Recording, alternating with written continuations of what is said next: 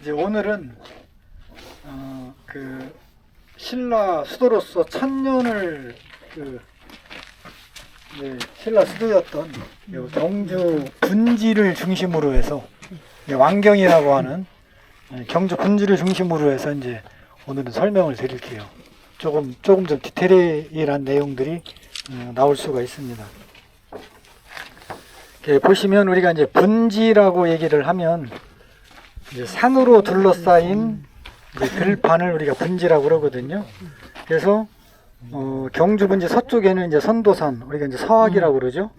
그 다음에 이제 그 옥녀봉으로 해서 여기 뭐 이름 없는 산들이 있고, 그 다음에 소금강산, 그 다음에 이제 명월산, 남산, 요렇게 이제 산들이 둘러싸고 있고, 이제 외곽 쪽으로는 뭐 토암산, 함월산, 그 다음에 이쪽에 단석산. 이제 직접적으로 경주 분지를 싸고 있는 거는 이제 요 산들이에요. 근데 보면 이게 경주 분지가 묘한 게, 여기 지금 이게 2016년 경주 지진과 관계된 그 양산 단층이에요. 그리고 요게 울산 단층입니다. 울산 단층이 지금 두 갈래죠. 아, 두 갈래. 예. 그래서 요걸 따라가면은 이제 그 남천으로 해서 그 불국산. 태화강 지류인 이제 동천을 타고서 울산으로 울산. 나가는 골짜기예요. 이게 울산 단층이고요. 그 다음에 울산 단층에 또 한 갈래는 요 불국사 앞으로 해가지고 도문단지로 해서 천북으로 해가지고 이렇게 빠져요. 그러니까 이 단층선을 따라갖고 다 들판들이 발달되어 있습니다. 전에 제가 말씀드린 게 단층은 지각이 갈라지고 깨진 자리라 다른 부분보다 약하기 때문에 먼저 풍화와 침식이 진행이 된다. 그래서 이런 이 양산 단층 골짜기에 따라서 올라오는 게 서천이에요. 이게 형산강 본류지요. 쭉 내려가면 어디예요? 김해지 않습니까? 낙동강하고 김해로 빠지는 거예요. 제가 설명하는 걸 잘 들으셔야 돼요. 그 다음에 이 양산 단층을 따라갖고 북쪽으로 올라가면은 안강, 그 다음에 기계, 신광, 청하 이렇게 이어지죠. 전부 사람이 사는 들판들이 단층선을 따라 발달이 돼 있어요. 우연이 아니에요.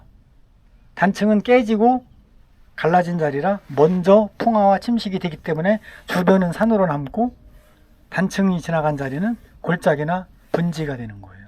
근데 경주는 보세요. 경주는 울산 단층과 양산 단층 두 개가 교차하는 지점이에요. 하나만 지나가도 다른 부분보다 지각이 약한데 두 개가 겹치니까 어때요? 여기는 더 지각이 많이 바스라졌겠죠. 여기를 북천, 그 다음에 남천, 서천 세 개의 하천이 여기로 흘러들면서 단층으로 깨지고 부서진 약해진 부분을 살살 침식을 해내서 경주 분지가 만들어진 겁니다. 그러니까 경주 분지는 두 개의 단층이 교차하는, 그래서 지각이 많이 깨진 자리에 만들어진 분지예요. 그렇다 보니까 어때요? 분지의 형태가 단층선의 모양을 그대로 반영하고 있습니다. 분지 모양이 X자형이에요. X자형. 그래서 산으로 둘러싸인 분지는 자칫하면 산을 넘어서 외부로 나가야 되기 때문에 교통이 좀 불편할 수가 있어요. 충북의 옥천 분지라든지 대전 분지라든지 이런 분지들 보면 분지 밖과 외부를 연결하는 고개가 있습니다. 왜냐하면 분지 외곽의 산지를 넘어가야 되니까. 경주는 그런 고개가 있어요, 없어요? 없어요. 바로 단층선 덕택입니다. 그러니까 이 단층선을 따라서 발달된 X자형의 이 단층대가 그대로 교통로 역할을 해주는 거예요. 이게 신라가 금호강유역의 대구 그 달구벌 그쪽 그 넓은 들판에서 일어난 세력들을 제치고 삼국을 통일해 나가는 원동력 중에 하나가 이 단층선이 만든 분지이면서 그 분지에서 뻗어나간 단층 골짜기가 양호한 아주 좋은 교통로 역할을 해줬기 때문이에요. 이게 높은 고개가 있으면 어때요? 물자나 사람 이동에 방해가 되거든요. 방어에는 조금 유리할지 몰라도. 근데 고대부터 이 양산 단층과 울산 단층을 따라서 발달된 이 골짜기는 여러분들 가보시면 알지만 고개라는 게 없습니다. 단층이 아주 잘 부서나가지고. 그래서 첫째가 X자형의 분지라는 거. 물론 단점도 있죠. 뭐냐, 단층이 하나도 안 아니고 두 개나 지나가다 보니까 지진이 자주 발생할 수밖에 없습니다. 그리고 요거는 단층선을 따라서 경주보다는 작지만 분지들을 지금 제가 표시를 해 놓은 거예요. 자, 보시면 경주 왕경이 있는 경주 분지를 중심으로 해서 건천, 들판 꽤 넓습니다. 예. 그 다음에 현곡은 조금 좁죠. 여기 이제 깊이 들어가면은 그 최재우. 그 다음에 안강들판 제일 넓죠. 요 근방에서 기계, 신광. 이 중에 청하가 조금 작은 편이죠. 흥해. 그 다음에 이쪽 영일만. 그 다음에 천부. 그 다음에 불국사가 있는 외동. 그 다음에 여기 언양까지. 근데 이게요, 아까 단층선이 교통로라고 그랬잖아요. 이게 걸어서 하루에 다 왕복할 수 있는 범위 안에 분지들이 배열이 되어 있습니다. 이게 중요한 거예요. 그러니까 사실 여기에 나와 있는 이 분지들은요, 지금 대한민국으로 얘기를 하자면 우리가 수도권이라고 얘기를 하잖아요. 서울을 중심으로 해서 이제 서울을 둘러싸고 있는 그 배후 지역을, 이 분지들은 신라시대 신라의 수도권이에요. 지금의 경기도에 있는 여러 도시들이 서울과 연계돼 가지고 서울을 수도로서의 기능을 하는데 도움을 주는 것처럼 이 분지들이 신라 수도 경주가 필요로 하는 인적 물적 자원을 가장 가까운 거리에서 뒷받침해주는 그런 역할을 했다는 거죠. 그리고 나중에 이제 우리가 이 분지들도 다 답사를 할 겁니다. 그래서 이제 이쪽 서쪽에 있는 분지들은 이제 5월 달에, 이쪽 동쪽에 있는 분지들은 이제 6월 달에. 자, 여기 보시면 이게 그대로 고대부터 지금까지 이게 교통로예요. 이게 지금 양산단층이잖아요. 여기로 뭐가 지나갑니까? 경부고속도로가 지나갑니다. 경부고속도로가. 그러니까 단층은 고래로부터 현재 일기까지 사람의 거주 공간이자 지역과 지역을 이어주는 교통로인 거예요. 우리가 교통로는 사람 몸의 혈관이라고 생각하시면 돼요. 혈관이 건강해야 산소, 영양분이 필요한 세포 구석구석으로 배달이 돼서 우리 몸이 건강한 거잖아요. 어느 한 나라가 강한 나라가 되고 국가 기능이 제대로 돌아가기 위해서는 이 사회 간접 자본이라고 하는 교통 통신이 제대로 돌아가지 않으면 안 되는 거예요. 그래서 요 경주를 중심으로 한 이런 중요한 단층들이 결국에는 경주가 천년 수도가 될 수 있는 그런 기본을 마련해줬다. 뭐 자인단층, 밀양단층, 무량단층, 양산단층, 그 다음에 동래단층, 일광단층, 울산단층. 예, 울산단층은 이렇게 불국사 쪽에서 두 갈래로 갈라지고, 결국엔 보세요. 이 교통로예요. 이거하고 이거 비교해보세요. 거의 단층선은 도로가 지나가지 않는 곳이 없습니다. 이게 옛날이나 지금이나. 길이 있는데 산으로 갑니까? 왜 그러면은 지금 여기가 이제 대구거든요. 여기가 대구란 말이에요. 그러면 영남 전체를 놓고 봤을 때 여기가 한 가운데예요. 그리고 금호강역에 요 녹색이 들판입니다. 자, 여기를 제치고 신라가 이 경주로의 자리를 잡은 신라가 영남지방 전체를 장악하고 삼국통일까지 나가게 된 그런 근본적인 이유를 한번 먼저 볼까요? 자, 모든 길은 경주로 통했습니다. 고대에는. 무슨 말씀이냐면 여기 지금 태백산맥이 이렇게 있죠. 그러면은 태백산맥 동쪽 지역에서 내륙으로 들어갈 수 있는 통로는 이거였습니다. 건천에서 영천으로 넘어가는 아화고개. 가보시면 이게 고개야? 라고 할 정도로 고개 같지도 않습니다. 이쪽에 안강에서 지금은요, 안강에서 포항에서 이제 영천으로 가려면 안강에서 영천으로 넘어가는 CT제가 있어요. 이 해발 한 400m 정도 되거든요. 이게 고대에 한두 사람이 걸어서 넘어갈 수는 있지만 군대나 또는 물류, 상품이라는 걸 이제 그 대규모로 판매하기 위한 물류가 CT제를 넘어갈 수는 없습니다. 그러면 이쪽은 이제 가야 제국이 자리 잡고 있었잖아요. 김해를 중심으로 해서. 그러니까 이쪽 그 김해 쪽에 가야를 제외한 이쪽 동해안에서 이 지금 대구가 있는 이 내륙 지역으로 들어가려면 경주를 거쳐서 아홉고개로 가야 됩니다. 여기가 아주 핵심 키예요. 이게 지금 낙동강 좌안에, 서울에서 봤을 때 왼쪽입니다. 우리가 보면 오른쪽이지만 낙동강 좌안에 고대 교통로 지금 이게 복원해 놓은 거예요. 보면은 결국에는 모든 길이 다 경주로 집중이 되어 있습니다. 모든 길은 로마로 통한다가 아니라 모든 길은 경주로 통한다. 바로 양산 단층, 울산 단층이라는 단층선이 만들어진 그 길이에요. 그러니까 어떻게 됐어요? 교통이 편리하다는 얘기는 이곳으로 결국 돈도 사람도 모인다는 얘기예요. 그러니까 어떻게 돼요? 경주를 중심으로 육촌이 결합을 해서 사로국이 되고, 사로국이 주변에 부를, 특히 형산강, 그 다음에 이 태화강 하구의 소금, 고대 소금이 얼마나 중요했습니까?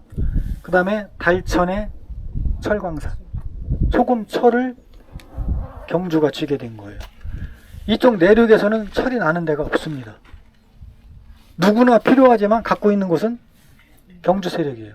그러니까 어때요? 부와 힘이 쌓이게 되잖아요. 그걸 바탕으로 해서 뭐예요? 동해안의 소국들을 정복해 나간 겁니다. 여기 지금 이 번호는 소국 정복 순서예요. 그래서 제일 먼저 어때요? 이 태백산맥 동쪽 동해안 쪽의 소국들을 전부 신라가 장악합니다. 그러니까 어떻게 소국들을 모두 통합을 하니까 인구 늘어나죠. 인구가 늘어난다는 얘기, 군사력이 커진다는 얘기죠. 그걸 바탕으로 어때요? 이제 아와고개를 넘어서 내륙의 이 소국들을 차례차례 정복을 해나간 거예요.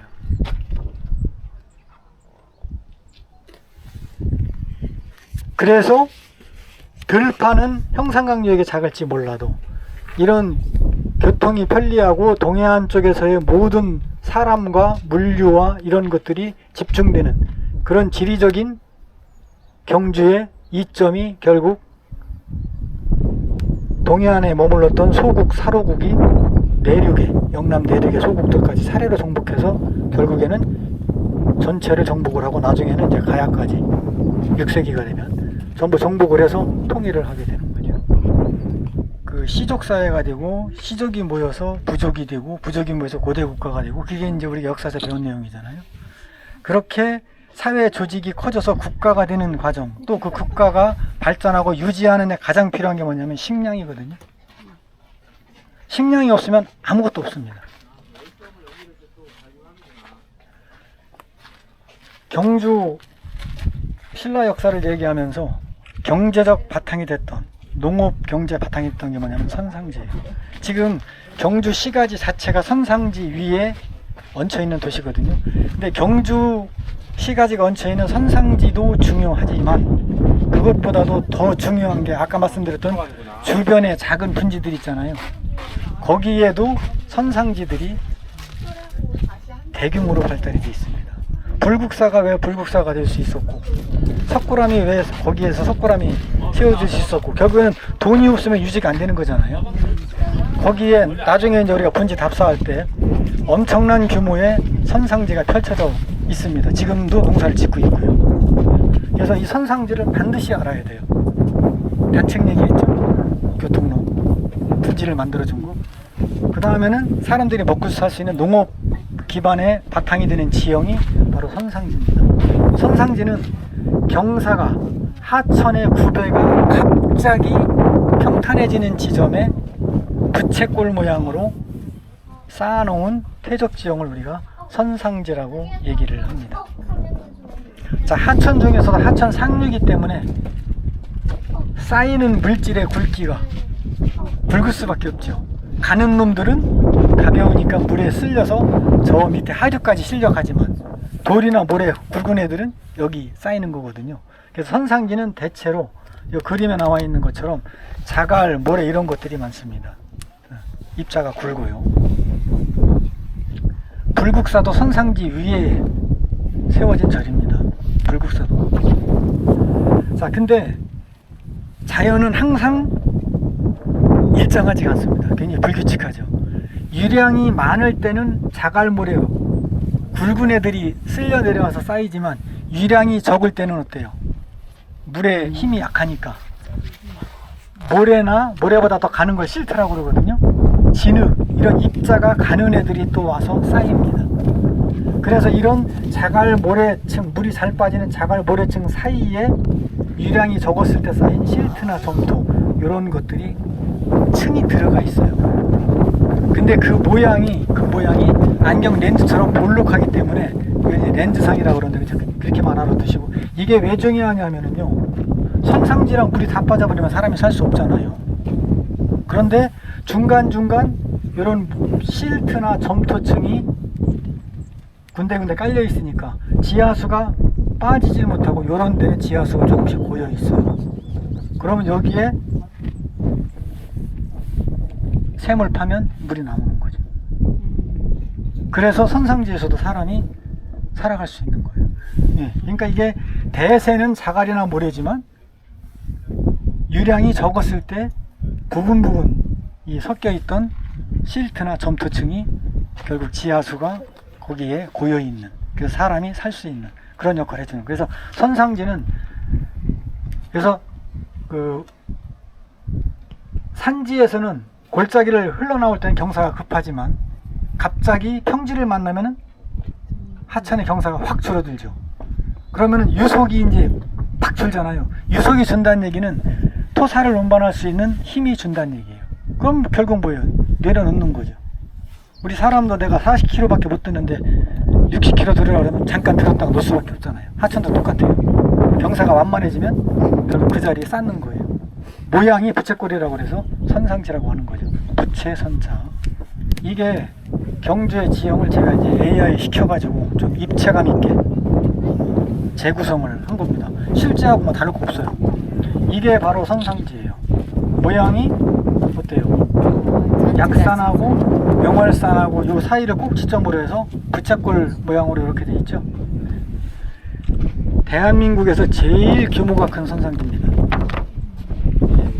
요 꼭지점을 선정이라고 해요. 선상지 정상 꼭대기. 그 다음에 여기를 끝 말단이라고 해서 선단이라고 해요. 선정에서 선단까지가 4.5km. 이 선상지의 면적은 대략 12.3제곱킬로미터 정도. 꽤 크죠. 근데 경사가 대단히 완만합니다. 어느 정도냐? 이 4.5km를 가면서 고도차가, 선정하고 선단의 고도차가 36m밖에 안 나요. 경사가 0.5도밖에 안 됩니다. 굉장히 완만한 거예요. 이게 또 중요합니다. 경사가 완만하다는 게, 이 선상지가. 그래서 보시면 이 경주 분지로 흘러드는 하천이 3개예요. 이 월성을, 여기 월성이에요. 월성을 기준으로 해서 지금 우리가 서 있는 월성을 기준으로 해서 남쪽에서 흘러온다고 해서 남천, 서쪽에 있다고 해서 서천, 북쪽에 있다고 해서 북천. 자, 여기서 선상지를 만든 이 북천이 가장 다이내믹한 하천입니다. 자, 시간이 되면 나중에 이제 여기서 잠깐 들려보려고 그러는데요. 남천은 양산 단층대의 골짜기를 따라서 흘러오는 하천이고, 남산, 토암산 다 화강암 산이고 우리 지난번에 보셨잖아요. 화강하면 풍화되면은 마사토가 되죠. 마사토가 침식이 되면 모래가 되는 거예요. 남천은 주로 모래입니다. 가보신 분들은 알아요. 오늘 시간이 되면은 지나가더라도 들려보려고 그래요. 그리고 단층에 의해서 부서진 그 단층 곡을 흘러오기 때문에 하천의 경사가 아주 완만합니다. 그러니까 홍수 때 물이 옆으로는 퍼져도 이쪽 선상지가 있는 경주 시내에 홍수를 일으키지는 못해요. 남천은. 그건 서천도 마찬가지입니다. 양산 단층대를 따라서 흘러오면. 문제는 얘예요. 이 지도를 보면 아시지만 얘는 어때요? 지금 해발고도 출영부터 시작해서 해발고도가 상당히 높고 험준한 산지를 흐르니까 하천의 경사가 급하다는 얘기예요. 그리고 이 경사가 급한 산들에서 공급되는 그 자갈들 있죠. 하천이 경사가 급해서 운반력이 강하니까 이런 자갈들을 그냥 그대로 쓸고 내려올 수 있는 거예요. 쓸고 내려와 가지고 어때요? 경주분지 들어오니까 경사가 갑자기 완만해지잖아요. 그러니까 어떻게 돼요? 여기에다가 풀어놓은 거예요. 여기에다 풀어놓은 거예요. 그러니까 북천은요, 나중에 이제 시간 되면 시부거리도 가보려고 그러는데 그쪽으로 올라가시다 보시면은 전형적인 산지하천의 모습이고 하상에 전부 자갈입니다. 남천은 모래고 특징이 완전히 달라요. 자, 이 북천이 실어온 자갈과 모래 이런 것들이 바로 경주 선상지를 만드는 거예요. 과거에 이 물이 흘렀던 자리들은 다른 퇴적물들이 와서 덮어버린 거죠. 근데 이게 그 특정한 주파수의 탄성파를 쏴가지고 이게 밝혀진 뭐 한 1, 2만 년 전에 하천 흔적이에요. 이게 또 굉장히 중요합니다. 이게. 그러면 양산단층은 빙하기 이전에 만들어졌다. 양산단층은 신생대 초로 알고 있으니까 한 6, 7천만 년 된 거죠. 네. 그래서 오늘 지금 세 번째입니다. 첫 번째 단층이었었고요. 네. 이제 두 번째 경주 이해의 키에서 선상지예요. 선상지. 그 다음에 이 선상지가 지하 수면이 굉장히 얕습니다. 교차점이 바로 경주 근지입니다. 기죠? 네, 정리하고 넘어가야 돼요. 그 다음에 단층이 바로 뭐였냐면 교통로였어요. 기죠? 네. 자, 두 번째 이제 분지 내부로 들어와서 선상지예요. 남한 최대 선상지고 특징이 이거였어요. 경사가 대단히 많습니다. 그 다음에 지금은 사라졌지만 옛날 빙하기 때 흘렀던 여러 갈래에 옛고자 썼습니다. 고하도가 있다. 물이 흐르던 자리니까요. 여기에는 모래나 고온 물질이 있을 수가 없죠. 뭐예요? 고하도는 되게 자갈층으로 되어 있어요. 물에 씻겨나가니까 안 씻겨나가는 애들만 쭉 그러니까 자갈이 옛날 물길 흐르는 모양대로 쭉 깔려 퇴적되어 있다고 생각하시면 돼요. 자, 그 다음에 이 선상지가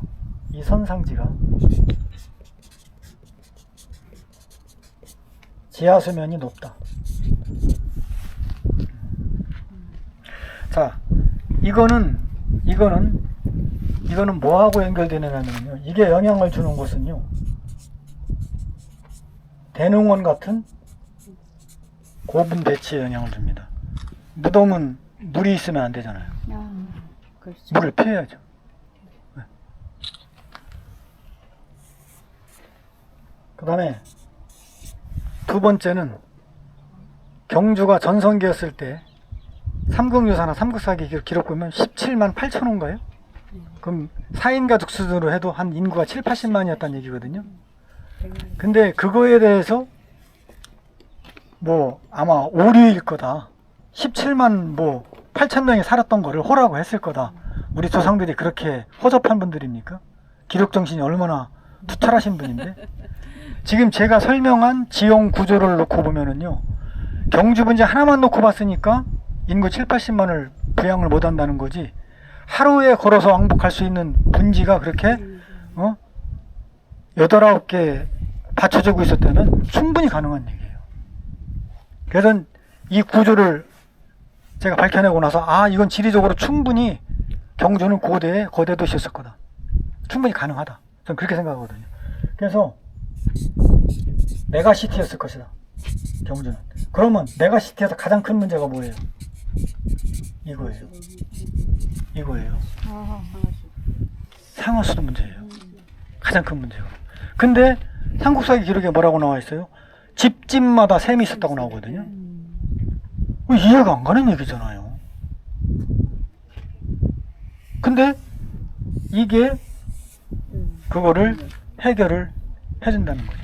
현재까지 그 밝혀진 경주 시내에 우물이 신라시대 걸 확인된 게 302개입니다. 엄청 많은 겁니다. 이거. 그것도 일부만 발굴이 됐겠죠. 다는 아니고. 그래서 이걸 바탕으로 해서 2021년에 쓴 논문이 있어요. 우물을 가지고. 그랬더니 가장 대표적인 우물의 깊이가 120cm에서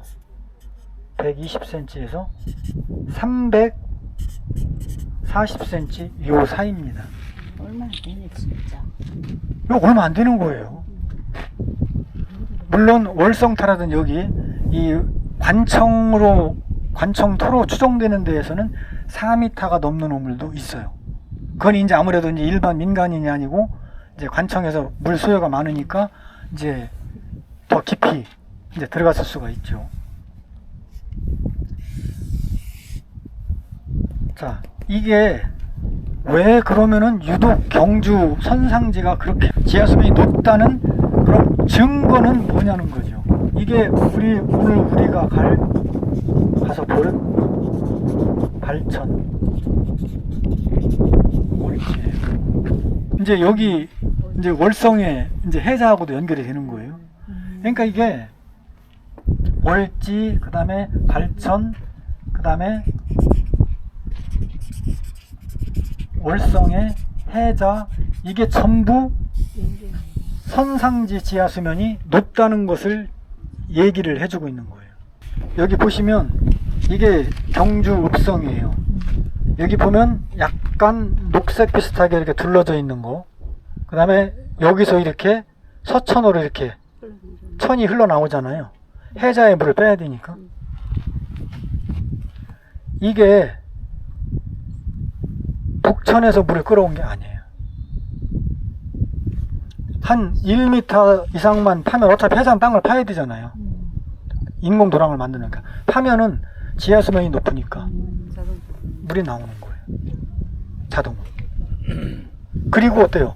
해자 쪽으로 물이 빠져나가면 읍성 내부는 더 안전해지겠죠.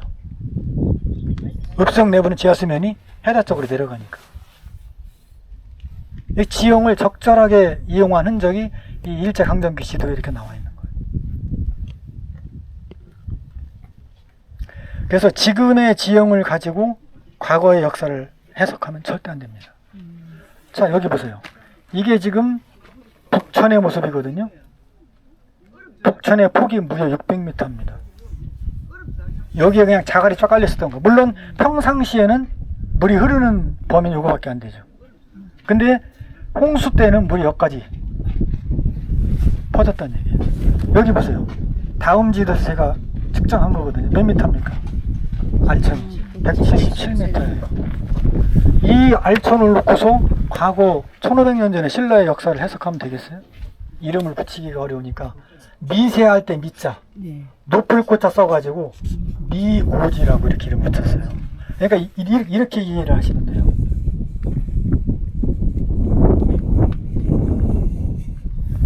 이 고저차가 있잖아요. 그러면 이 높은 곳에는 고분이, 이런 데는 이제 대개 논이나 농경지가 있는. 자, 그래서 이제 그 지하 수면이 높다는 이야기, 이 발천 같은 경우에는 우리가 뭐라고 얘기하냐면 용천천이라고 해요. 영어로 스프링. 자, 그러면은 이렇게 이해를 하셔야 돼요.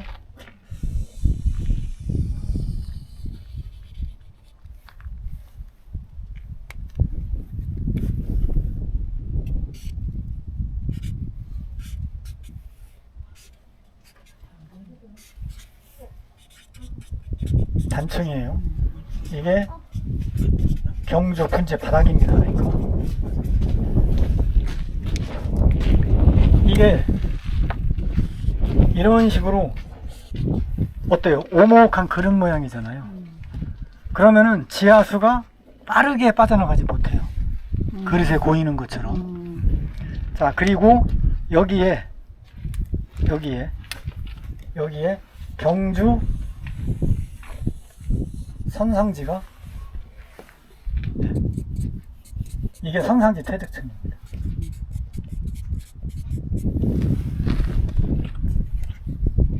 그러면은 지하수가 오더라도요,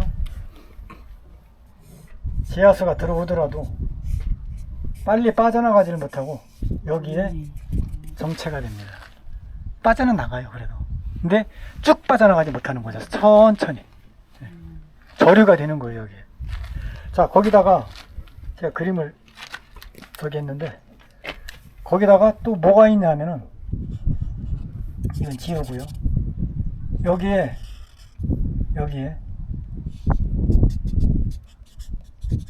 서천이 흐르고 있습니다. 이렇게 생각하셔야 돼요. 어디 가셔가지고 연못이나 저수지가 있잖아요. 또 옆에 개울이 흘러가잖아요. 그러면 여기에 지하수면은 바로 이 연못이나 개울의 수면이구나, 이렇게 생각하시면 돼요. 예.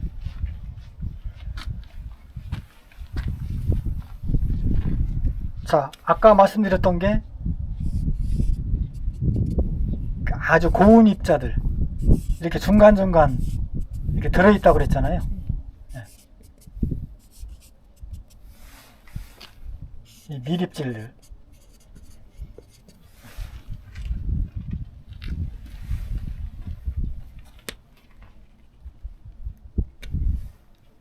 자, 이쪽 산지에서 이제 비가 내리면 어떻게 돼요? 이쪽 산지 쪽에서 비가 내리면 이 빗물이 산지 사면을 타고 이쪽 선상지 퇴적층으로 들어올 거 아니에요. 그러면은 자, 물이 이런 식으로 지하수가 흘러 들어옵니다. 이게 물은 높은 곳에서 낮은 곳으로 흐르기 때문에 물이 계속 공급되면 어떻게 돼요? 이 위에서 스며드는 물이 땅속에 있는 물들에게 계속 압력을 가합니다. 중력에 의해서 경사져 있으니까. 그러면은 이게 이런 얇은 층들이 실트나 이런 그 점토 층들이 아주 지표 가까이 나와 있는 경우는 어떻게 돼요? 물이 압력에 의해서 위로 솟아 나와요. 이게 용천이에요.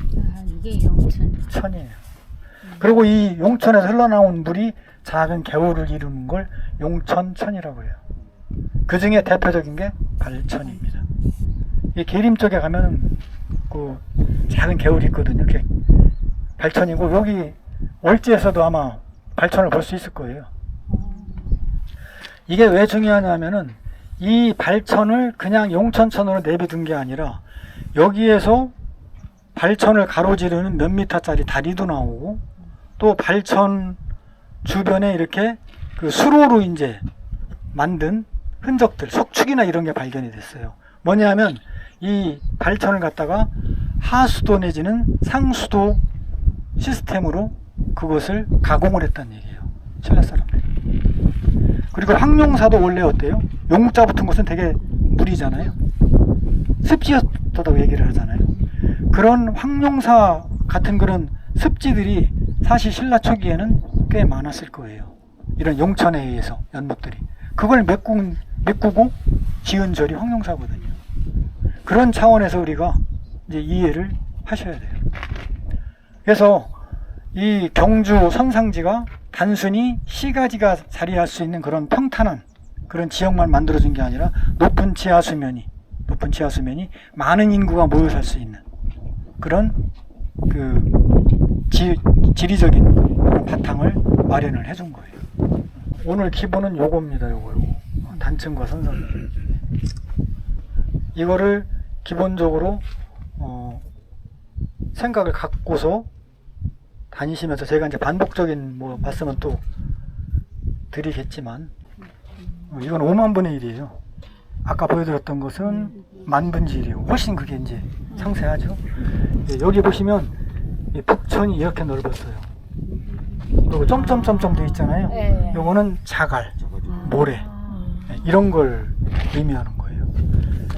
그 다음에 여기가 지금 이제 보문 호수가 있는 곳. 요것도 작은 분지예요. 그 다음에 여기가 덕동호 있는 그 골짜기고요.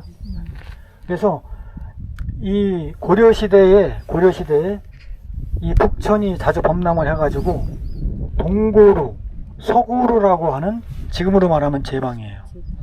네, 이런 식으로 흔적이 남아있다고 그래요. 전 찾지를 못했는데. 그래서 이게 이 선상지를 만든 북천이 이런 식으로 휘어지거든요.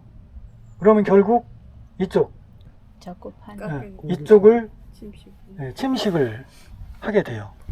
그래서 신라 시대에도 아마 여기에 뭔가 그 시설을 했을 것이라고들 이제 그 추정들을 하는데 뭐 이 고대사 부분이라는 게 사료나 유물 유적이 워낙 그 부족하기 때문에 사실 명확하게 밝혀지기는 어려워요. 여기가 지금 천북이거든요. 이게 다 선상지예요. 여기 보면 좀 색깔이 옅은 부분들 있죠. 요 부분들, 요것들. 그다음에 명활산 이쪽에 진평항인가가 이쪽에 있죠. 힘릉 쪽까지요. 이쪽 저 서남산 쪽도 다 선상지예요. 요 소금강하고 요 뒤에 사이에 여기에도 또 선상지가 있고 그래서 이 경주 일대 그 농경지에서 가장 비중이 큰 게 선상지예요. 왜 선상지가 좋으냐? 농사짓기가. 우리나라 하천은 기본적으로 여름철에는 범람의 위험이 있거든요. 여름에 거의 강수량의 반 이상이 우리는 몰빵이잖아요. 근데 선상지는 기존 하천 수면보다 높아요. 2, 3m 이상. 그러니까 그런 홍수의 위험으로부터도 안전.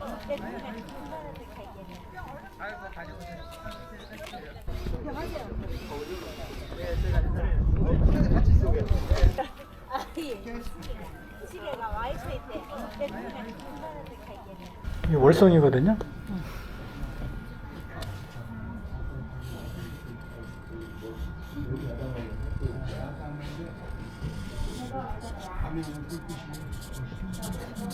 남천이 이렇게 빠져나가고 있어요.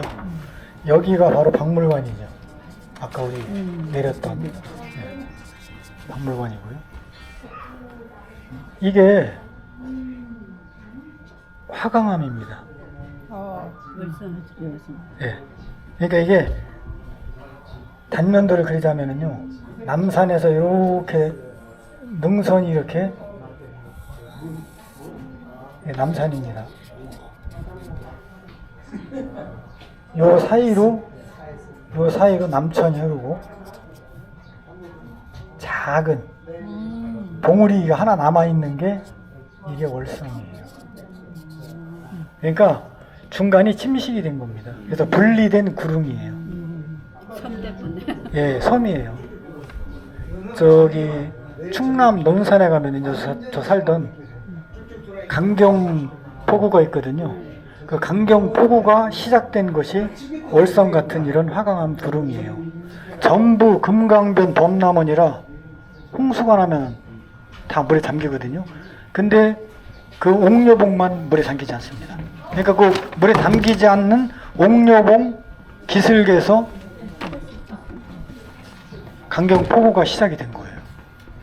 여기도 남산하고 이어진 화강암지대가 요 중간이 남천이 흐른다는 얘기는 여기가 화강암지대 중에서도 단층이든 단열이든 뭔가 깨져서 약해졌다는 얘기예요.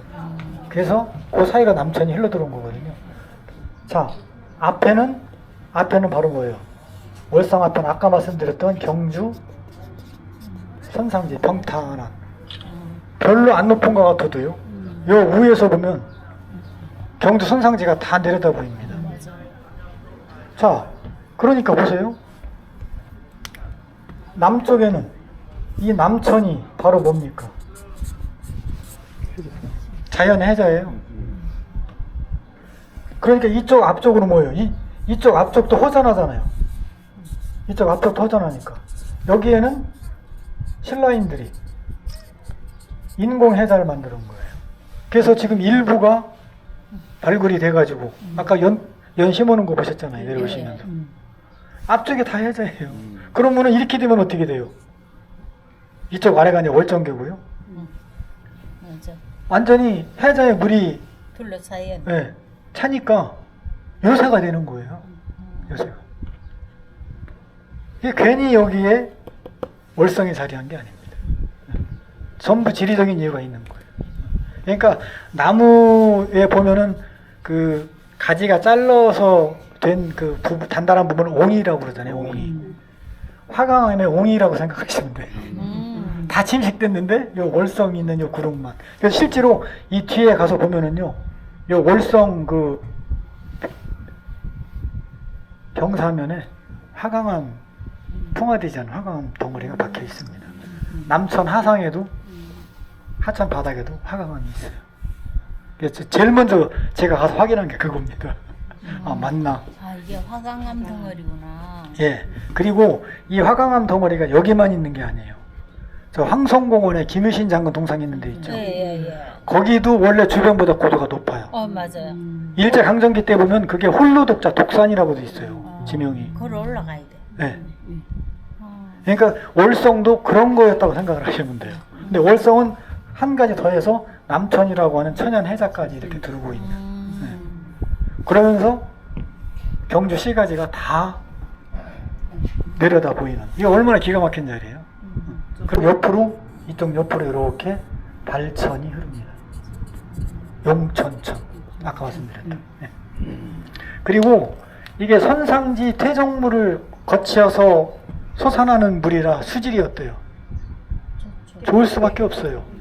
물론 이제 신라 시대하고는 지금 여기 그 선상지 표면의 여건이 달라졌기 때문에 그때처럼 막지는 못하겠지만 용천 하는 물은 깨끗합니다. 그러니까 연못을 만들어도 배수구만 만들어주면 물이 썩을 일이 없어요.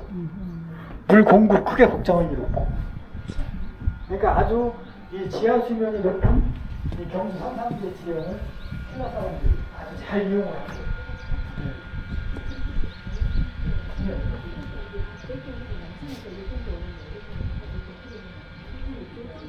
아마 그러니까 이게 경주의 인구가 이제 증가하면서 뭐 지하수 활성화하다 보면 신라 시대보다 지하수는 낮았어요. 그러니까 지금은 아마 인공적으로 들이는 면이 있을 거예요.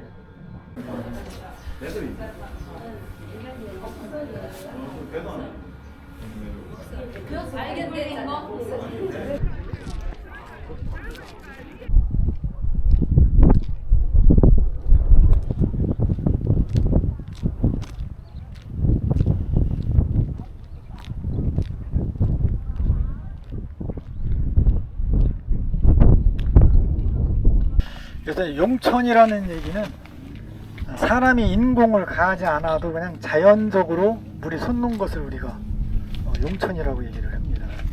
그래서 결국에는 경주 선상지의 지하 수면이 이제 얕다는 가장 확실한 증거예요.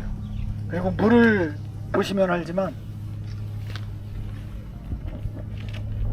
이게 퇴적층이 그 필터 역할을 해주기 때문에 수질은 그래도 괜찮은 편이죠. 자, 그럼 왜 발천이 현재까지 이렇게 남아있느냐? 이렇게 보시면 돼요. 지형을. 기복을 제가 조금 크게 그린 거예요. 자, 여기에 있는 게 뭐냐면은 우리가 아까 보고 왔던 월지예요. 이 월지 옆으로 해서 이렇게 흘러오는 하천이 바로 발천입니다. 그러니까 선상지 안에서도 이 월성은 아까 화강암 그 단단한 부분이 남은 거라고 그랬어요. 이쪽은 퇴적층이지만 여기는 기반암이란 말이에요. 달라요, 성격이. 이게 쭉 내려가면 뭡니까? 그 저기 교촌 있잖아요. 교촌 마을. 예. 사실은 이 교촌 마을도 좀 습한 곳이에요. 그래서 이 경주 선상지를 보면은 이런 곳에 전부 논이 자리하고 있습니다. 당연한 얘기죠. 수분이 이쪽으로 보이니까. 그러니까 조금이라도 단 1, 2m 또는 몇십 센치 차이라고 하더라도 이런 높은 곳에 능이 자리를 하는 거예요. 그러니까 신라 사람들도 경험적으로 이걸 알고 있었던 거죠. 그러니까 무덤을 고분을 조성을 하더라도 가장 꺼릴 게 물이거든요. 물이 있으면 안 되니까 무덤자리는. 그래서 결국에는 월지, 발천 이게 다 월성과 대릉원이 자리한 약간 높은 요 선상지면과 더 높은 월성 요 사이의 저지대 여기에 자리 잡고 있는 거예요. 우리가요 이제 그 여기선 지하수면을 좀 이해를 하셔야 되기 때문에 잠깐 설명을 드리면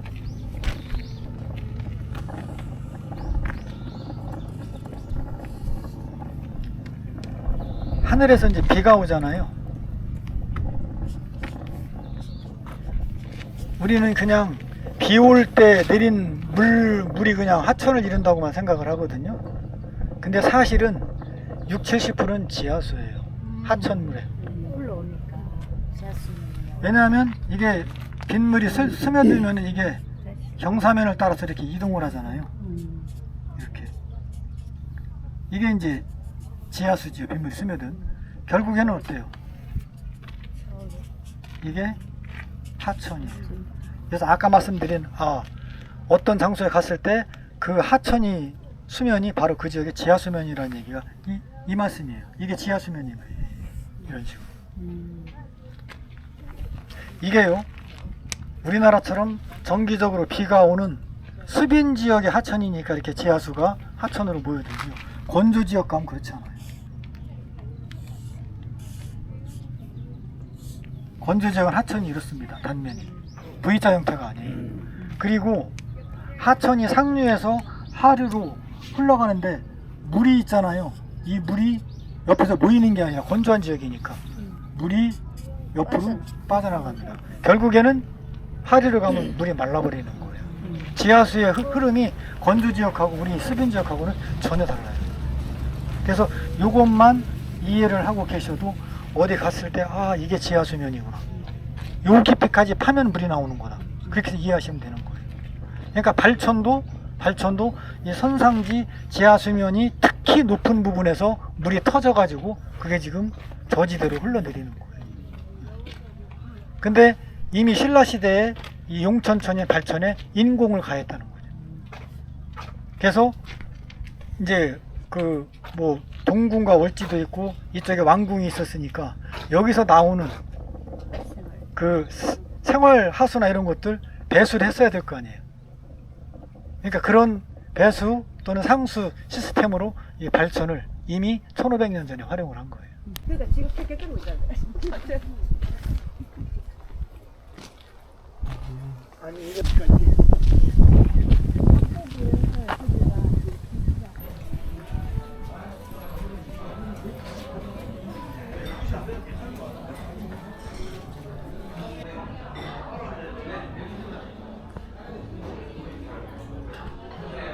이게 뭐로 잘라가지고 이제 그거는 맥.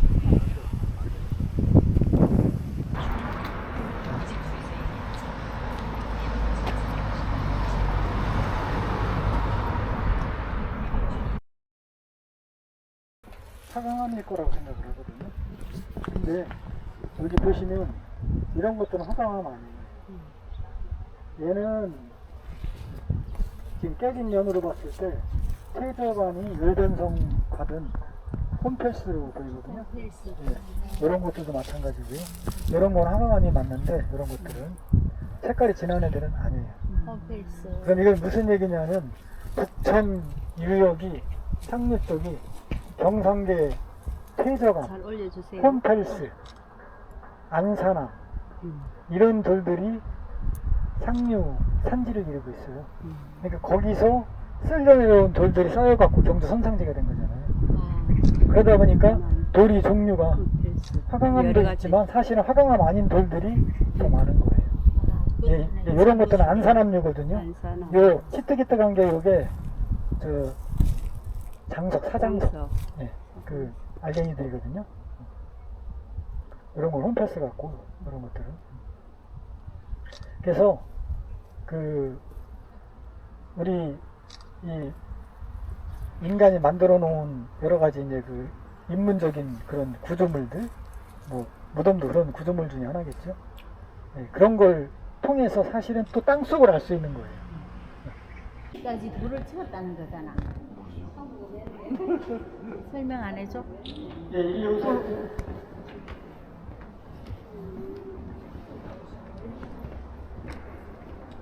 아까 말씀드린 여기 지금 색이 이렇게 진하게 표시가 되어 있잖아요. 이게 그 습지 내지는 그러니까 지금은 논이에요 다. 그러면은 아까 경주 선상지의 지하 수면이 높다고 그랬죠. 예, 바로 이런 지역들이 전부 그런 용천으로 흘러나온 물이 풍부한 곳이에요. 요게 지금 발천입니다. 요게 요것이. 이게 아까 우리 갔던 계림이고. 계림. 예, 아까 말씀드린 대로 요 어디쯤이에요, 발원지가. 부천말. 그러니까 그 경북대학교 교수였던 황상일 교수 지형 논문 보면 경주 선상지 요 대농원을 중심으로 한 요 지점들이 대략 지하 수위가 평균적으로 봤을 때 한 1에서 1.5m 사이. 그러니까 1에서 1.5m를 파면 물이 나온다는 얘기예요. 네. 그래서 샘이 많았던 이유가 얘기가 되는 거예요. 아, 여기 너무 잘 돼 있네, 이게. 습지하고, 이런 용천천이. 그 다음에, 경주 읍성이, 써보자. 갑자기 눈에. 아, 요거죠. 예. 요거죠. 지금 원래는 이 해자도 땅을 파면 나오는 용천수를 이용해서 해자를 만들었던 거고, 해자의 물을 빼내는 것도 역시 용천천을 활용을 해서 해자의 물을 빼냈던 거예요. 그 해자의 물을 뺐던 하천들이 오거든요. 보면 여기도 그 수분이 많은 습지로 표시가 돼 있죠. 그래서 지금 우리가 와 있는 쪽샘지구하고 대농원하고 이게 다 이런 데보다는 경주 선상제 평탄하긴 하지만 상대적으로 높은 것들이에요. 아까 미고지라고 그랬죠. 미세할 때 미자, 높을 고자. 그래서 수분을 피할 수 있는 이런 미고지를 전부 이제 고분, 그러니까 무덤토로 잡은 거죠. 이 남천이, 남쪽으로 흘러오는 남천이 천연 해자고, 이쪽은 월지 쪽은 해자가 없으니까 인공적으로 해자를 만들어서 방어 기능을 강화한 거고, 그거를 지금 이제 발굴해서 요거를 지금 이제 복원을 하는 거고요. 여기가 이제 월지고, 그러니까 월지의 물도 사실은 이 발천을 이용해서 배수를 했던 거예요. 그렇게 얘기가 되는 겁니다. 그 다음에 이 항공사진 보시면 지금의 북천하고는 다르죠. 지금의 북천이 이렇게 넓지 않아요. 아마 이쯤 먹어 들어왔을 겁니다, 제 방이. 아까 제가 보여드린 그 사진은. 제방농사기 전이라고. 예. 그러니까 제 방이 있긴 있어도 지금처럼 아주 극단적으로 하천을 통제하던 상황은 아니에요. 무슨 얘기냐면은 지금처럼 하천을 통제할 수 있다는 얘기는 위에 독동호하고 보문호, 저수지가 쌓여서 물을 상류에서 오는 걸 조절을 할 수 있으니까 여기를 메꿔서 결국 시가지 이제 용도로 사용을 하고 있는 거죠. 이게 이게 중간에 집이 들어서 저게 서울도 마찬가지예요. 서울도 지금 잠실이 조선시대에는 범람원이나 사람이 거의 살기 어려웠던 데입니다. 근데 한강 상류 쪽에 7개 댐이 만들어지잖아요. 두 가지 주장이 있어요. 한 가지는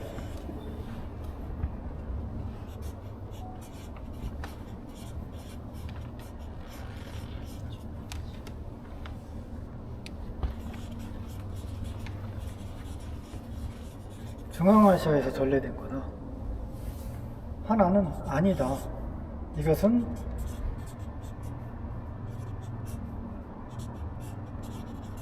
경주의 자연 환경에 의해서 발생을 한 신라만의 독특한 묘제다.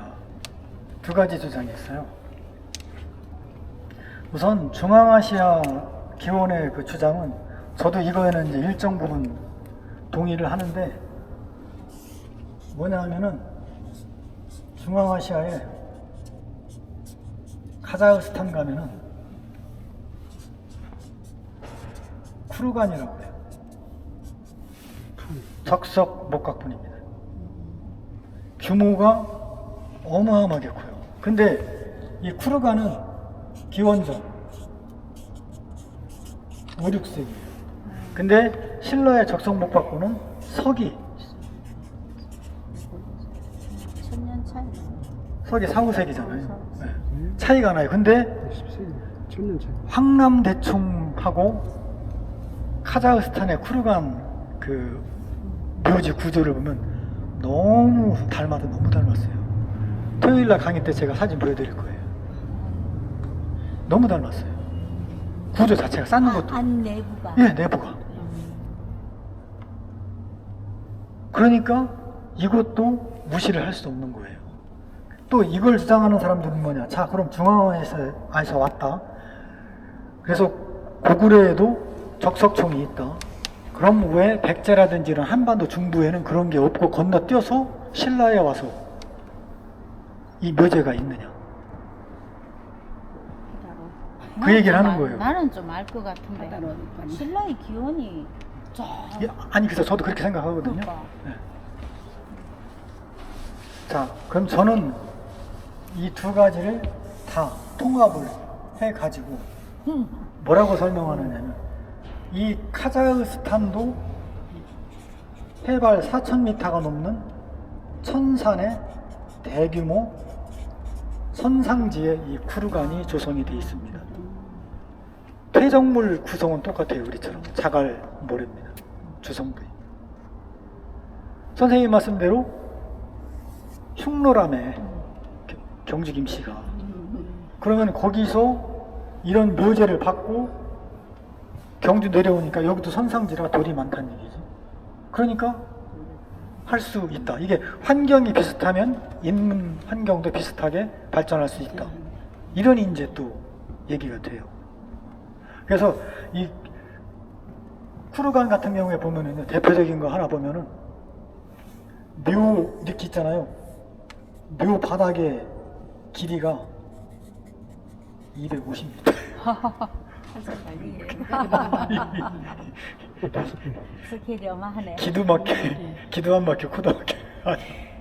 너무 커가지고. 그래서 결국에는 이 돌이 많은 환경이 적석 목각분을 만들었다는 건 그건 틀림없는 것 같아요. 기원이 꼭 중앙아시아가 아니더라도. 예. 선상지. 예, 돌을 쌓아서 적석, 목각총 이렇게 우리가 얘기를 하는 거고, 이 쪽샘집의 44호 고분을 발굴하면서 그전에는 사실 이 돌을 어떻게 쌓았는지를 내부 구조를 제대로 알지를 못했고 재현을 못했었어요. 그런데 발굴을 하면서 이런 기둥들이 나온, 이 구멍들이 나온 거예요. 그럼 이건 뭐겠어요? 결국 나무를 박았다는 얘기거든요. 그리고 상식적으로도 이게 그냥 돌만 쌓고 위에다가 흙을 덮어버리면 시간이 지나면 이게 흘러내리게 돼 있거든요. 근데 안에 이런 식으로 나무로 돌을 잡아주는 저는 구조가 있었기 때문에 이게 무덤이 성립이 된 거고요. 이거는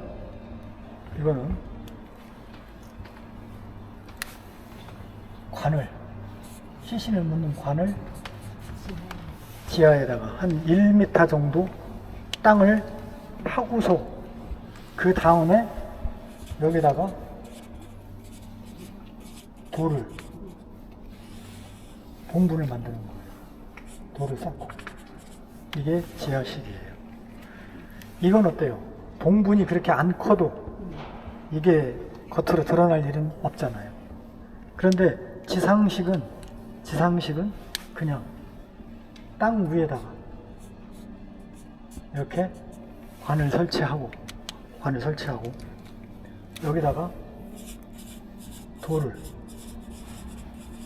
덮고 무덤을 만드는 거예요. 그러니까 봉분의 크기가 커질 수밖에 없어요. 황남대청 같은 것들은 다 지상식이에요. 이게 초기 적성목각분을 만들던 초기 모델입니다. 초기 모델. 그리고 이거는 후기 모델. 이게 먼저예요. 그러면은 이거에 대해서 지리적으로 보면, 자연지리 입장에서 보면 이 후기로 바뀌는 이 시기에 이게 이제 다 마립간 시기잖아요. 이 무덤들 대형 구분이 만들어진 게 왕권의 정당성, 왕의 정당성을 내세우기 위해서, 권위를 내세우기 위해서 크게 한 건 맞아요. 그건 틀림없어요. 그러면은 신라가 영토가 확장이 되고 가야라든지 이런 것을 정복을 해나가면서 인구가 늘어나잖아요. 그럼 수도의 기능도 커져야 되기 때문에 수도의 인구도 늘어나겠죠. 사실 지방을 정복하면은 그 정복을, 그 지방을 다스리던 그 우두머리들을 식구들과 함께 데려다가 경주에 살게 했단 말이에요. 왜? 그래야 후환이 없잖아요. 그러면 경주의 인구는 늘어날 수밖에 없죠. 자, 경주의 인구가 늘어나서 지하수를 많이 뽑아 쓰게 되면 어떤 일이 생깁니까?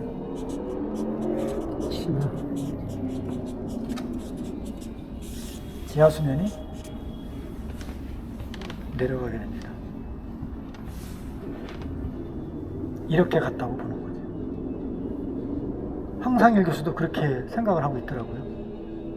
그 다음에 그 서울대 규장각 이기봉 박사도 역시 논문에서.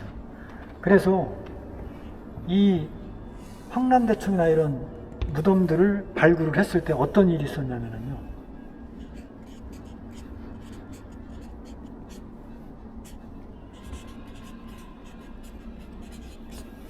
검은색이었어요. 이건 뭘 의미하는 줄 아세요? 판자가 완전히 썩지도 않고, 이건 수분이 굉장히 많았다는 얘기예요.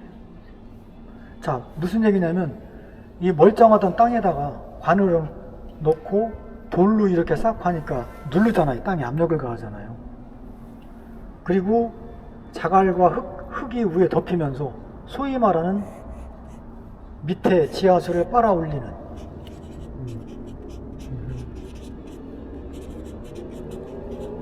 모세관 현상이 일어난 거예요. 그래서 이 지상식 대형 구분인 이 지상식 적성목각분 다달기, 이렇게 습기가 차가지고 수분이 차가지고 검게 완전히 썩지도 않고, 네, 그렇게 됐다고 보는 거죠. 그러니까 이게 물론 이제 역사하는 사람들은 이제 기록에도 없는 얘기고 어떤 자연현상만 갖고 얘기하니까 인정 안 할 수 있어요. 근데 다른 합리적인 설명이 없어요. 그래서 이게 초기에 이 대규모 구분들은 관을 땅에 묻은, 그냥 땅에다 그냥 올려놓고 돌로 덮어서 묻은 거예요. 땅을 판 게 아니에요. 이것도 1m 이상은 파지 않았거든요. 더 파면 지하수니까. 이게 이제 지하수면이 높은 이 경주 지형이 고분 형식에도 이렇게 영향을 주고 있는 거죠. 여기 보시고 바닥에, 하상에 보시면 전부 자갈하고 모래예요. 이게 이제 경주 선상지를 만드는 거예요. 지난 정화기 때는 지금보다 훨씬 더 많았겠죠. 자갈이. 여기 사람들이 거품돌이라고 하는 거고. 네, 지질학 좀 다를 것 같은데. 거품돌, 그건 이제 여기 사람들이 부르는 얘기고, 거품돌은 이게 학술적으로 저도 뭔지 못 찾았어요. 그럼 이게 여기 거 아니고 외부에서 들어온 거네요. 아니요, 만호봉 거예요. 아, 그래요? 예, 예. 금이 가거든요. 땅에. 그냥 액체 상태 마그마 그냥 외상으로 그냥 올라오는 게 아니에요. 얘가 심한 경우에는 지표를 융기시키기도 합니다. 그래서 화산학자들이 이 화산이 터질 건가 안 터질 건가를 관측하기 위해서 GPS를 가지고 땅에 그 부풀어 오르는 융기 상태도 점검을 해요. 그러니까 화산 직전에는 어때요? 마그마가 지표 가까이까지 많이 올라간 거니까 그 압력에 의해서 그 화산 일대가 융기를 합니다. 그 정도예요. 마그마가 관입한다는 게 그냥 뭐 우리 저 물이 그냥 스며들듯이 들어오는 게 아니에요. 주변 암석에 엄청난 스트레스를 주는 거예요. 들어오면서. 자, 땅이 갈라졌어요. 이렇게 단열이 생겼어. 만호봉 쪽으로 이런 단열이. 그러면은 이 마그마가 식는 과정에서 결국 그 찌꺼기가 열수예요. 그러면은 얘도 엄청난 압력을 갖고 있는 거거든요. 결국 그 열수가 빠져나가려면 어때요? 약한 부분으로 빠져나가려면 갈라진 틈밖에 없잖아요. 갈라진 틈을 삐집고 올라오는 과정에서 어때요? 안에 들어있던 가스 같은 것들이 막 빠져나가면서 이제 여기에서 소위 말하는 이런 구멍이 많은 거품들이라는 게 만들어지는 거예요. 그게 다 가스가 빠져나간 구멍이에요. 그러니까 뭔가 빠져나갔으니까 볶음볶음 그죠? 예. 자, 제가 보여드리려고 했던 거는요, 이렇게 이런 거품들인데 누가 집어갔나 봐요. 이렇게 구멍이 뚫려 있고요.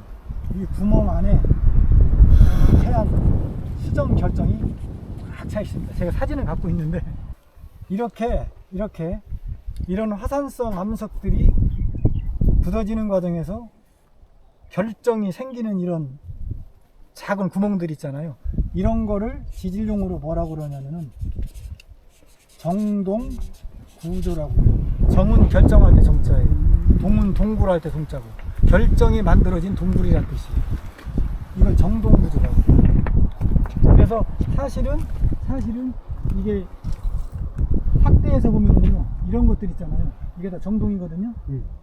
여기에도 미세하지만 아마 장석이든 석영이든 결정이 있을 거예요. 우리 눈에 지금 안 보여서 그렇지. 그걸 볼 수 있는 게 있었는데 그놈이 지금 사라진 거예요. 어디로 갔나.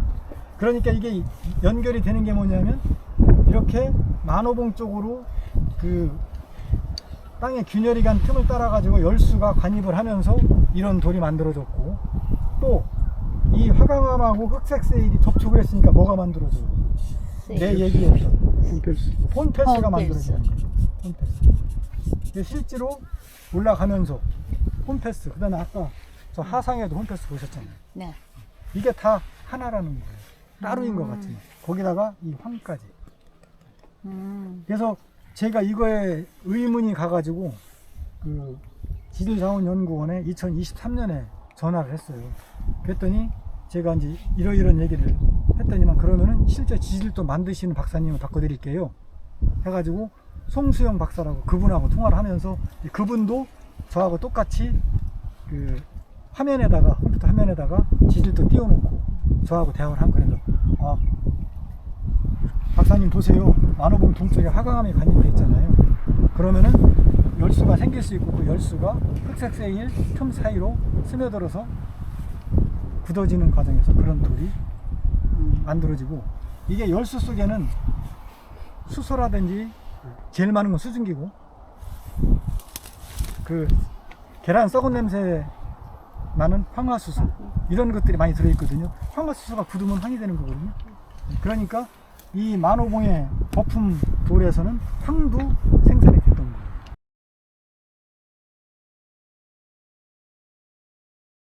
화강암이라는 게 토암산도 화강암이고 남산도 화강암인 거는 우리가 첫 달에 말씀을 드렸어요. 다 화강암이라는 얘기예요. 그런데 단층이 지나가지 않는 덜 깨진 곳은 이렇게 산으로 남고, 단층이 지나가면서 많이 부서뜨린 곳은 약하니까 이렇게 평탄한 골짜기가 된 거예요. 자, 이 화강암이라는 애가 이렇게 아주 극단적인 양상을 띠는 거예요. 덜 깨졌으면 지각 운동을 덜 받아주고 덜 깨졌으면 돌상. 얘가 단층이 지나가면서 소위 이제 암석이 많이 깨졌으면 파쇄되면은 이거는 들판이 되는 거예요. 경주분지도 퇴저감하고 화강암이 그 만나는 지점에 만들어진 분지거든요. 그래서 서천 쪽은 퇴저감이고 그 동쪽 지역은 기반암이 전부 화강암이에요. 그러니까 이 지각운동이 어떻게 작용을 했느냐에 따라 가지고 같은 암석인데도 산이냐 들판이냐가 결정이 되는 거예요. 특히 이 소위 마그마에서 기원한 화성암들, 그러니까 심성암인 화강암이나 또 지표로 분출된 그 현무암이나 안산암, 이런 애들은 어때요? 결정의 크기만 다를 뿐이지 암석을 구성하고 있는 광물들이 비슷비슷해요. 균일한 편이에요. 화강암은 제가 지난번에 말씀드릴 때 깊은 곳에서 서서히 식었기 때문에 얘는 결정이 굉장히 확실하다고 그랬죠. 그래서 얘가 풍화가 되면은 입자가 굵은 마사토가 되고, 얘가 빗물에 씻겨 나오면 바로 모래가 되는 거예요. 그래서 화강암 지대를 유역으로 하는 하천들은 모래가 강바닥에 굉장히 많이 공급됩니다. 그 영남 지방에서 가장 유명한 모래강이 어디예요? 내성천. 내성천이죠. 회룡포 있는. 그래. 예. 그게 예천 쪽이 그게 다 화강암 지대입니다. 이제 우리 지형 하는 사람들은 이제 예천 구릉대라고 얘기를 하는데, 그것도 화강암이 이런 단층선을 따라 가지고 조각조각 깨지면서 풍화 침식이 빨리 돼 가지고 아주 낮은 구릉지대가 형성되는 거예요. 그래서 예천이 괜히 그게 천자가 샘천자입니다. 수질이 굉장히 좋거든요. 거기 그 샘 지명이 붙은 데가 꽤 있어요.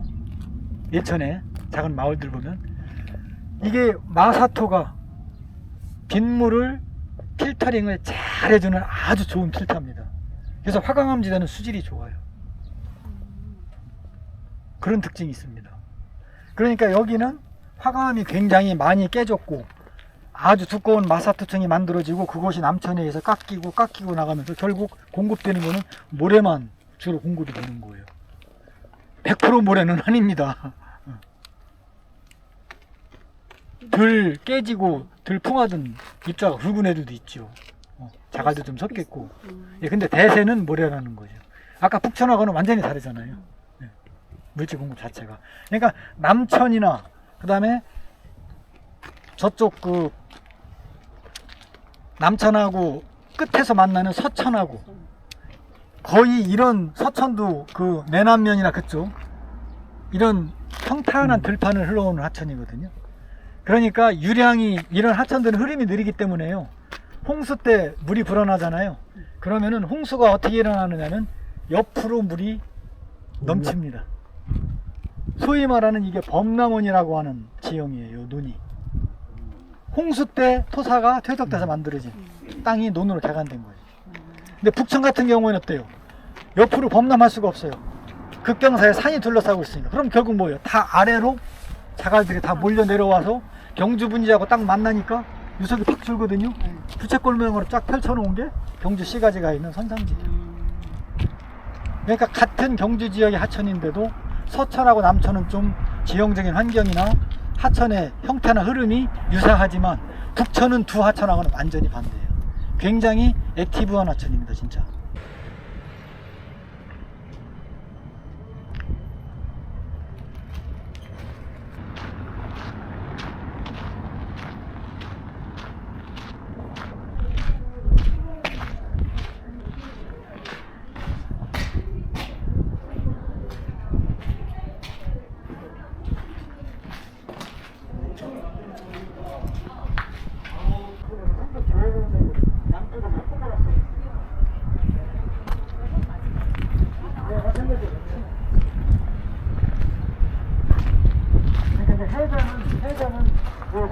부위를 따라가지고 해다가 파였던 거는 그게 이제 지하 수면이 높은 이 산상지 용천을 이용해서 해다를 만드는 거예요. 맨손에서는 걸 쳐서 저때 그리고 초등학교 그리고 맨손 아니 내가 깃발이 있으니